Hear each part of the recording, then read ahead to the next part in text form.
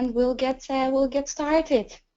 My name is Anna, and I'm working for Schema already for 4 years as a senior research executive. And it is really great to have you all online. We have got a very nice number of participants today. Thank you all for taking the time, and I'm very grateful that you could make it.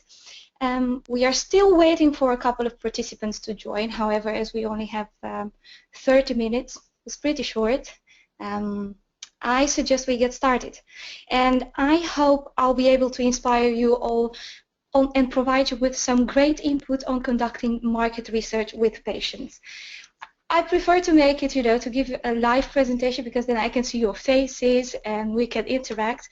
But well, today we'll comply with the webinar setting. I want to start with a couple of questions based on situations we face when conducting patient research, and I want to do that in order to to motivate you to take a moment and think of how you would deal with such situations.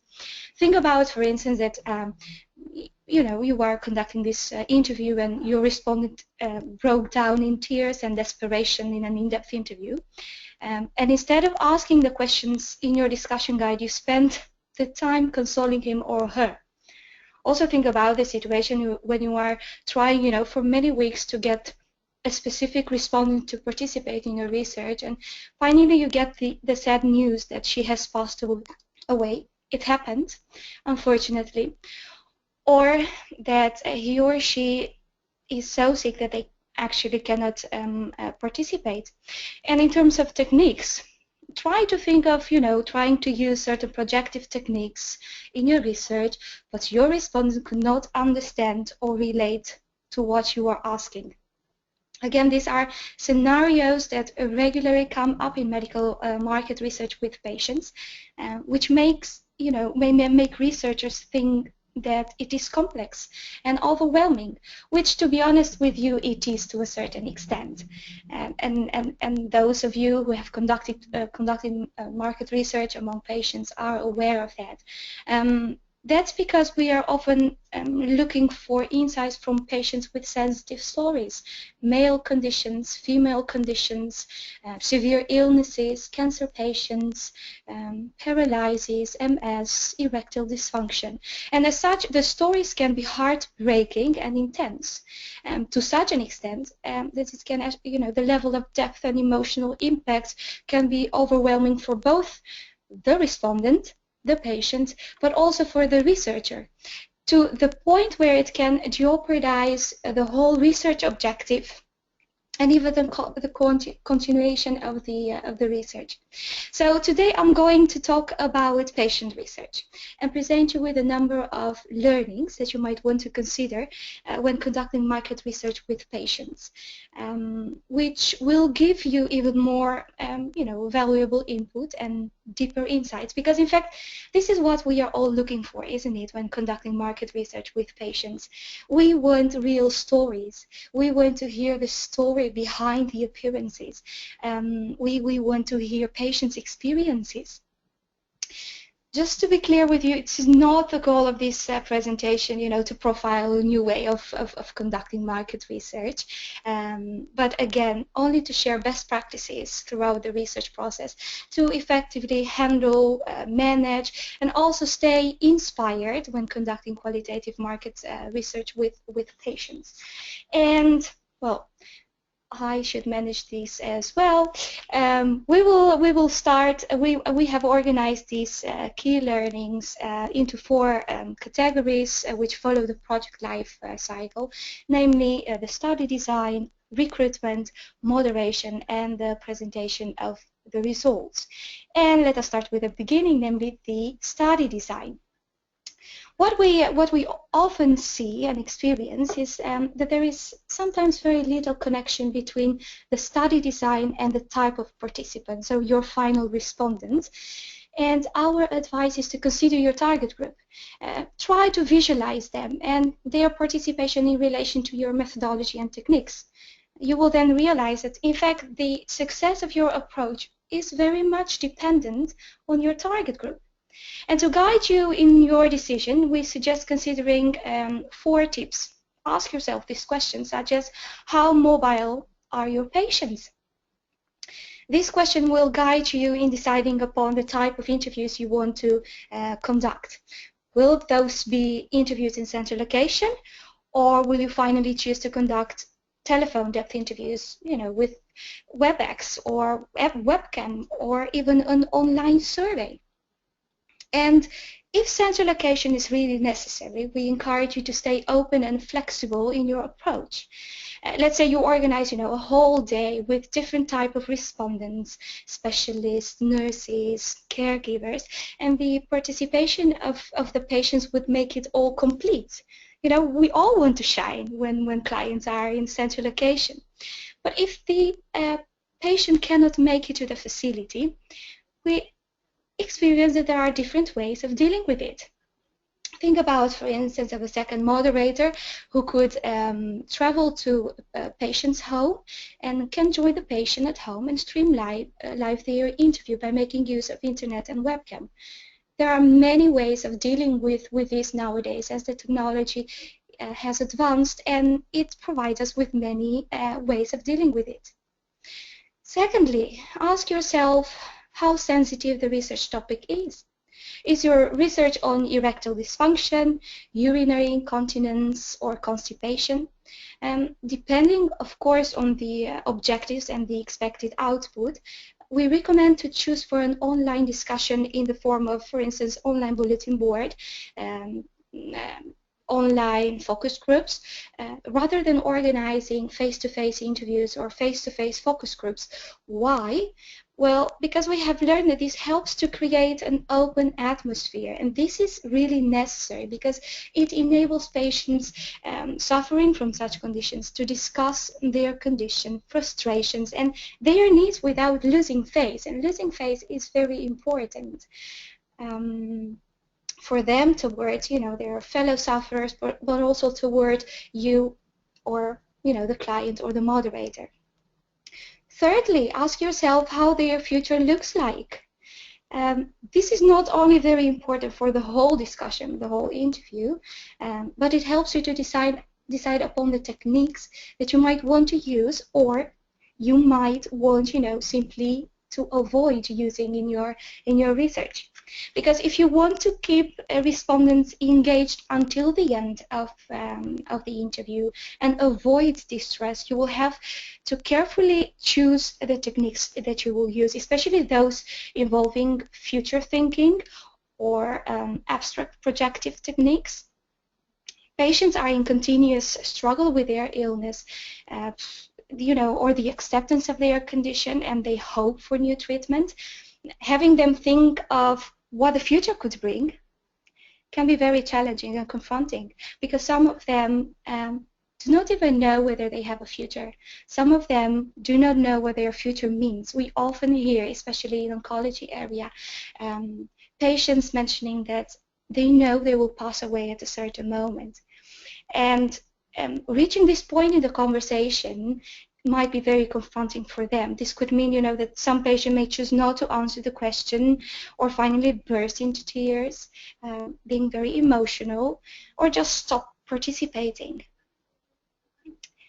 Finally, as part of this of the study design, we would recommend you to allocate sufficient time in the discussion guide for patients to share their personal story, because they need to tell you their story, and we are all interested in their story. However, storytelling does take time, and in order to get the insights you are looking for in studies with patients, it is important to put time aside and invest in creating in an atmosphere of trust and empathy.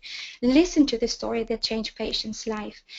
If you want, you could compare this, to friends sharing their sorrows while drinking a cup of tea. And we all do it at times. We need to do that. And we all know that it takes time, attention, and connection.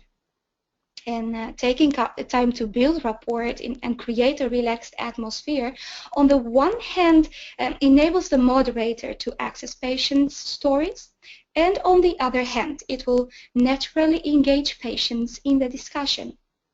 And this is what we all want, a natural discussion, a moment where they can share their deepest sorrow, the details, the most details of dealing with their condition.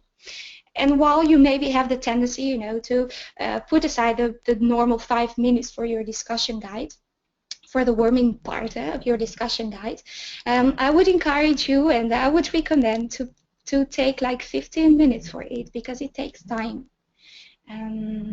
And sometimes even more than that, depending on the condition and the objectives of your research. Because by investing time in creating this context, digging deeper in on certain subjects at a later stage in your interview will not be experienced as pushy and inappropriate, but it will be natural. Patients will regard it as just another chance for them to share their views on that matter.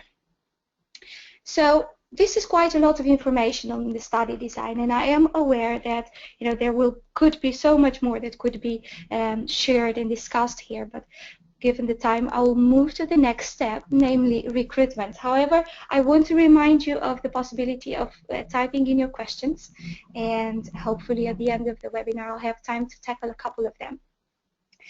So, recruitment. Stay focused on the essentials. How do we recruit patients? This is really a hard question. You know, how do you do it? And how do you deal with challenges posed by universe sizes and time pressure? There are 3 learnings that on recruitment that I want to share with you today. First of all, keep the screener relevant. The more difficult the target group is, the more challenging the recruitment is, isn't it? We all know that. We have experienced it at a certain moment in our projects. Therefore, keeping the screener relevant is essential, and we recommend working with profiles instead of lengthy screeners. And you may wonder why. Well, for the simple fact that profiles facilitate multiple channel recruitment, but also shorter timelines. And we have seen that searching for patients in just one database or network is not sufficient. And therefore, multiple recruiters active in different areas would be asked to support recruitment. Think about recruiters in the healthcare area, but also recruiters in the consumer patient associations. The profile of the patient to be recruited should be also kept simple and concise. We would recommend to stick to a maximum of 3 essential screening criteria that you just cannot get around. You can compare those to being inherent characteristics of the patient that you finally want to interview. But it should not be lengthy. Keep it short, maybe just 1 or 2 sentences. In this way, it does not only make it easier to call in different parties to help and support their recruitment, but patients themselves can propose patients they know, because they usually meet and are in touch with other fellow sufferers. Secondly, next to keeping the screener relevant, allow plenty of time for the study. While profile recruitment is the way forward in patient research, facilitating shorter timelines, patient recruitment is still time-consuming due to challenges posed by small universes or universe sizes, or patients who are scattered geographically throughout the whole country. And in this slide, we also recommend to refrain for asking for the usual mix of age, of income, education, ethnicity, demographics, as often you will not have the luxury of choosing among a large pool of potential respondents. And nonetheless, patient work requires careful management of their expectations. Patients do not participate in market research as often as other, consumers or maybe physicians, and we need to help them understand the way market research companies work, the privacy rules that we should comply with, the way we deal with data, and all of these result in the need of longer timelines for recruitment compared, for instance, with physician research, for instance. Finally, as part of the recruitment, it might be challenging. I know, I am aware of it, because we are all dealing with very tight deadlines. But please keep timelines flexible. These are sick patients. Patients might have to reschedule the interview or cancel it because their health is getting worse at high speed. They may have, every intention, and they really enjoy participating. We hear very often them, sharing that they do it because they know they can help other patients in the future.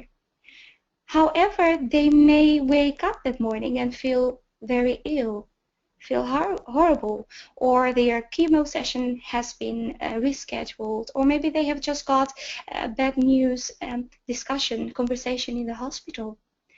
Remember that their health is at higher priority than participating in market research. But having the flexibility to reschedule, to allow them some extra time to recover or digest news, makes it possible to reschedule the interview without having to recruit a new patient. To be honest, it's not always the case, but and in some cases, we would still need, some extra time to recruit other patients as well. I'll move forward. I know recruitment is important as a part of our projects, but we all know that while recruitment might work out fine, it is the moderator who makes it or breaks your study. Because the quality of data and input you finally get depends on how skillful and knowledgeable your moderator is. If we zoom on patient research, next to skills, knowledge about the condition, it is important, it is in fact a must, to have a sensible moderator to show empathy and help patients engage in the discussion. The moderator is often being compared with a conductor, orchestrating an improvisation. They do not always know what we expect from such a session, and that's because he is the conductor. That's because throughout the whole interview, the moderator is in charge of creating the proper context for respondents to feel comfortable, to share more detail or less detail about their condition. And by doing this, the moderator sets the scene for the storytelling and, a deep and honest discussion, which should finally add to the success of the research. Some ways of showing empathy and connecting with the patients are careful listening to patient story, allowing silence to fall when necessary, for patients, for instance, to take a deep breath or dry their tears, or even allowing respondents to skip questions they find very difficult to answer. And allowing time for this to happen, as I have specified in the beginning as part of the study design, goes hand in hand with the depth of detail you will finally get. Next to this, you might want to carefully consider whether the discussion with patients would benefit from a female or a male moderator. The choice for a female or a male moderator might lead in certain cases to richer insights, but it could also be detrimental for the discussion. So think of that carefully as well. Finally, for the moderators among us, but also for our clients and researchers, I have a couple of practical tips we experience to help creating an open atmosphere. And if you're a moderator yourself, be a good host. And if you are a researcher, make sure that your moderator, is a good host. Whether you interview patients in the facility or via the phone or in home, give patients always a friendly welcome. So be professional, but at the same time stay open for them. Help them also, if necessary, to make themselves comfortable in the interview area. Inform them that they can take a break if necessary, especially with very ill patients. That might occur very often, that they need to take a little bit of a break to get new energy, and make sure that they do not, that you don't let them feel that you are pressed by time. that you can actually listen to their story. Secondly, communicate on their level. This is very important. Use an approachable communication tone and comprehensive language. Minding a frequent use of medical terms or abstract terms. Why? Well, because patients might not be familiar with these terms and find it very difficult to admit it. This could lead, of course, to unanswered questions or to participants feeling very insecure, whereby jeopardizing the rapport you have built in the beginning of the research. If you can't avoid using them, make sure that once you use them, you cautiously explain the right meaning. And I emphasize cautiously, again, because they don't want to lose face. They really want to, show that they understand what you're talking about. Finally, manage participants' expectations. Start with a clear explanation of the objective of the research and the interview structure. Emphasize that there are no wrong answers. It's very important for them, and that you, as a moderator, have no therapy knowledge and cannot advise on anything related to their treatment. And also share with them the way their input adds to the overarching objective of the research. So I don't refer only to the goal of the interview, but really how their participation adds to the big research. This is very important for patients. As they frequently mention that they feel that the information they provide contributes to the research to help other people in the future. All of these tips and practical tips are actually crucial to help patients feel at ease and connect with the moderator, which will ultimately result in patients being more involved and cooperative throughout the interview. And not only, but we have also noticed that they want to be involved beyond the interview itself. And this takes me, in fact, to the final part of this webinar, namely the presentation of the results. By building a rapport before and during the interviews with the patients, and also by informing, if possible, about the results, the final results of the research, and about what their participation means for the market development around their condition. Patients will want to cooperate after interviews as well. And having this option, you might wonder, why is that necessary? Because you have finalized your project, you were going to present the results, done, you move to the next one. Well, with patients, we deal with small universities, with small groups. And having the option to go back to them, follow up on maybe certain questions that you still have open, is very valuable in order to get well-founded and actionable results. But of course, you might also want to involve them in the presentation of your results. This is optional and really depends on the type of study. We have used it, and I will provide you with 3 examples on how to do that you might want to consider. But again, it's really up to you.